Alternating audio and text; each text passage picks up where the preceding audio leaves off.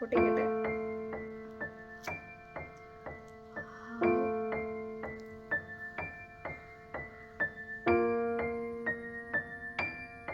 Taste ചെയ്ത് നോക്കിയാലോ?